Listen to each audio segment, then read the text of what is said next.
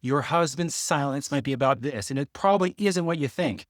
If you've ever sat across from your partner while he stares at the wall, saying nothing, wondering whether he's angry, checked out, or just doesn't care, this video is going to reframe that for you. Because whether your husband is autistic, has ADHD, or both, those neurotypes can each produce silence for completely different reasons. And once you understand which one you're looking at, everything shifts. Stick with us. By the end of this, that silence is going to make a lot more sense. Quick intro though, for anyone new here, I'm Ryan. I'm on the autistic spectrum, and Lori and I have been married for 23 years.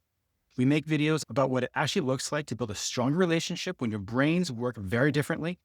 I'm Lori. I have ADHD. Everything we share comes from lived experience, our own fights, our own repairs, and our own very awkward silences. And we are not therapists or counselors, so if your relationship is feeling unsafe or abusive, please reach out to a qualified professional. I want to put something on the table right away. I didn't know I was on the autistic spectrum until well into our marriage, which means that for years, the reasons I went silent were being interpreted in completely the wrong way. That's a generous way to put it. I used to think his silence meant he was done with the conversation or done with me. It felt like a door slamming without any sound. Which is actually a really accurate description. And I completely understand why it came across that way. So here's what is actually happening when I go quiet. Silence for me is not withdrawal. It's not punishment, not disinterest. My brain is actively working. There's just a barrier between my thoughts and my speech that other people just don't seem to have. I have complex thoughts and real feelings, but getting those from inside my head into spoken language is genuinely difficult. And rather than say something half-formed or wrong, I'd rather say nothing until I have it right. That's also tied to something I believe about communication. I should only speak when I have something real to contribute. I'm not going to just talk to fill the air. In a marriage, as you might imagine, that has been a source of friction. That's a very diplomatic way of saying it. I spent a lot of evenings talking to someone who appeared to be made of wood. I'm working on it. A few specific situations where my silence really shows up, though, is in shutdown, inflexibility, and hyperfocus.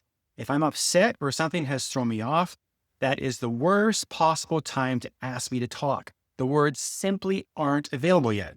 The same goes for when plans change. I need time to recalibrate, and during that process, I go quiet. Not sulking, but just processing. And then there's hyperfocus. When I'm deep into a project, I'm not tracking the people around me. Now, Lori could walk past me 3 times and I might not acknowledge her even once. Not because she's invisible to me, but because my brain has been fully committed elsewhere. And Saturdays are a really good example. That's my get everything done day. And talking is just not on the list unless I deliberately build it in, which is why I've started doing small check-ins throughout the day just to let her know I'm still aware she's there. And that has genuinely helped. It's amazing how much difference a small, intentional, hey, I see you, makes when you're otherwise being in your own world for 8 hours. One more thing worth naming is that some of my earlier silence was actually masking. If you're worried what you're going to say is going to land strangely, you just don't say it. You go quiet sometimes instead. It feels safer, but your partner doesn't know that. They just see someone who won't open up. And I get it now. I didn't then. I thought this silence was a statement about me. It took a long time to understand it was a statement about his nervous system, not about our relationship. And here's something that I'll own. I know that if I leave things in silence too long, Lori's imagination starts filling the gaps, and it's not going to conclude, oh, he's probably just processing. It's going to go somewhere darker. The silence isn't without cost for her, even when it's necessary for me. That's something I've had to take very seriously. He's learned not to leave me in it forever, and I've learned to trust the process. That took time on both sides. And if shutdown is something that happens regularly in your relationship, where one of you goes so quiet and so inside themselves that you just don't know what to do, we have a free resource for exactly that moment. It's called the Shutdown Recovery Script, and it gives you the actual words to use when one of you gets overwhelmed and goes silent. Link is in the description below. It's free and it pairs directly with what we're talking about today. Okay, I need to be in this conversation too, because the assumption is that ADHD means constant noise and motion. And for a lot of people, that's accurate. But it is not the whole picture, and it's not always true of ADHD husbands or wives either. She does go quiet, and I want the record to show that. The record now shows it. Thank you. ADHD brains tend to process externally. Talking, writing, journaling aren't just communication, they're actually how we figure out what we think. When I say something out loud, I often don't know what I believe about it until I hear myself saying it. And that's executive functioning. It works for ADHD and neurotypical people that way. That's how our brains connect information into something linear. But when emotions are high, or when I don't know what I want to say, or I'm scared that whatever comes out will make things worse or sound wrong, I go quiet. I shut down. I'm trying to organize something impossibly heavy and I can't do it out loud yet. That's the really isolating place to be. And it probably looks from the outside like I've just left. I used to interpret her silence the same way she interpreted mine. Something was wrong. She was withdrawn. It took us a while to realize we were both doing the same thing for completely different reasons, reading each other completely wrong. Which is either a great argument for needing better communication or a great argument for needing therapy, probably both. One thing worth knowing about ADHD specifically, stillness doesn't come naturally. Quiet meditation is genuinely hard for an ADHD brain. So when an ADHD person does go silent, it's rarely neutral. Something significant is usually happening inside. And if your husband with ADHD has disappeared into something and isn't responding, that might be hyperfocus, not stonewalling. It looks like being ignored. It isn't. Ryan and I both do this, just for slightly different neurological reasons. There's also something called scripting, rehearsing what you want to say or repeating back language from something you've heard or read to help a situation make sense. Some people do this without even knowing it. And honestly, what Ryan and I are doing right now in these videos is a version of that, finding language for things we've lived but never quite named out loud. That's exactly right. We're scripting together. So if your husband has ADHD or autism and he goes quiet, he doesn't mean he's checked out. It might mean his brain is working harder than it looks. Give it room. We need to name something here because we don't want anyone leaving this video using neurodivergence as a cover for something harmful. There's a real difference between silence as processing and silence as a weapon. And that difference matters a lot. Stonewalling, deliberately withholding yourself to punish, manipulate, or control your partner, is harmful regardless of neurotype. It erodes trust, blocks resolution, and creates a loneliness inside a relationship that is genuinely corrosive. And it has physical effects. The sustained stress of being repeatedly shut out doesn't just hurt emotionally, it affects your body too. What we're describing is something entirely different, a nervous system that needs time before it can engage in a relationship, where both people understand that and have agreed to work with it. One person silently processing while the other silently suffers is not a system. That's just two people alone in the same house. If your husband's silence feels like control or punishment, and you know the difference, even if it's hard to say out loud, please don't use this video to explain it away. That's not what this is for. If the last part hits close to home, if silence and disconnection is a recurring pattern and you're not sure how to bridge it, we have a free resource that can help. It's called Reconnection in 10 Minutes Tonight, and it's a simple, structured check-in guide for couples who keep drifting apart and don't know how to find their way back. The link is in the description below. It's free, it's short, and it's something you can actually use tonight. We want to pause here and ask you something, and we genuinely want to hear your answers in the comments. Please. When your partner goes silent, what's your first instinct? Do you push for a conversation, give space, or go quiet yourself? No wrong answer here, just drop it below. It helps us make content that actually helps you. Okay, silence within couples can be necessary, healthy, and not about you. So it actually helps you when it happens, because the most common instinct is that one thing that makes it worse. Pushing. When I'm in that silent processing place, pressure to talk before I'm ready doesn't unlock anything. It adds a weight to a system that's already overloaded, and it usually makes the silence longer, not shorter.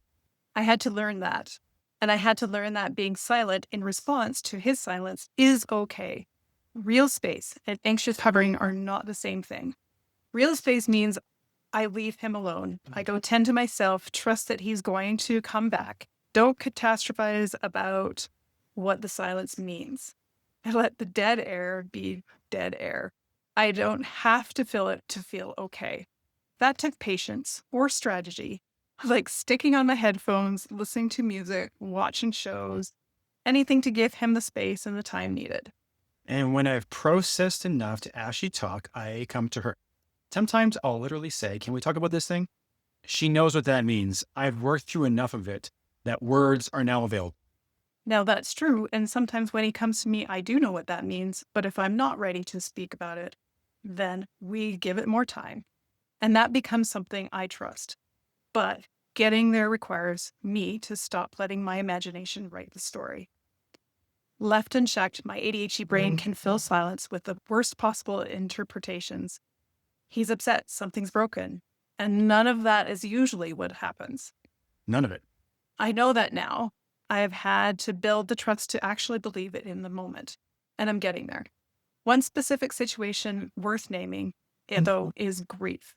When something heavy hits, silence is often its companion. And the question in those moments isn't how to fill it, it's how to be present inside it. Something I've done with my kids and with Ryan is to just be there, not talking, just physically present. Because sometimes what someone needs isn't words.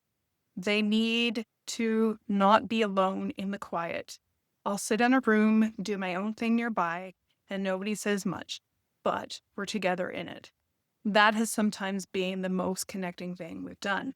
And before you're ever in one of those moments, it's worth asking your partner ahead of time when you're really struggling, what do you need from me to show support? Ask the question before you need the answer when you're both in a good headspace, so you're not guessing when it matters most. Depending on the moment when it does arise, you can ask, do you need space or a hug? Time alone or someone nearby? The last thing I want to mention is something that has gradually changed a relationship more than almost anything else and requires zero words. It's called parallel play. The concept is borrowed from child development, especially in autistic kids, two kids playing near each other without directly interacting. We've adopted it for marriage. If I'm working at my desk and Lori's reading in the same room, we're not talking, but we're together. The connection is still there. For me, the shift of our understanding together time was significant. I used to read his verbal absence as rejection, but being in the same space, even without conversation, starts to feel like something ripped. The quiet stopped feeling like a gap and started feeling like a place where we both could be together comfortably. Getting there took work, and I had to stop needing constant conversation or verbal reassurance that everything was okay. But once I got there, it became one of my favorite things about us. Now, my father was a very quiet man. He didn't speak much and seemed entirely comfortable with that. He'd sit, think, contemplate, and rarely say much of anything. I understand him so much better now. I talk more than he did, but I recognize something of him in me. I don't think that's a flaw anymore. That's a real lovely thing to say about him. The strong, silent type. There were some of those in my family too. Yeah. Here's what we want you to walk away with. Silence in your relationship does not have to mean danger. Whether it's coming from autism, ADHD, or just a brain that needs time, understanding what's behind it makes a real difference. You stop reacting to the silence and start responding to the person. Start small, have the conversation before you're in the middle of it. Then ask your partner what they need when they go quiet. That one question asked calmly ahead of time can shift more than you'd expect. And if you recognize yourself or your partner anywhere in this video, you're in the right place. Knowing that your partner's brain has its way of processing things differently than you and giving yourself the grace to be calm and quiet along with them is quite freeing. Everyone deserves to be loved for who they are without feeling pushed or pressured to be different. If you're not sure where to start, or you want to understand the bigger pattern driving friction in your relationships, go take the free relationship friction quiz.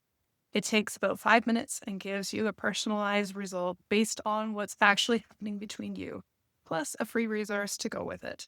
The link is in the description. And if this video helped you, share it with someone who really needs it. That is honestly the best thing you can do to support what we're building here. Now that you know why your husband goes silent, you might be wondering why that silence sometimes turns into something heavier, like resentment, like pulling away, like distance that grows so gradually you almost don't notice it until it's really there. That's exactly what we get into in our video. Your husband's resentment might be about this.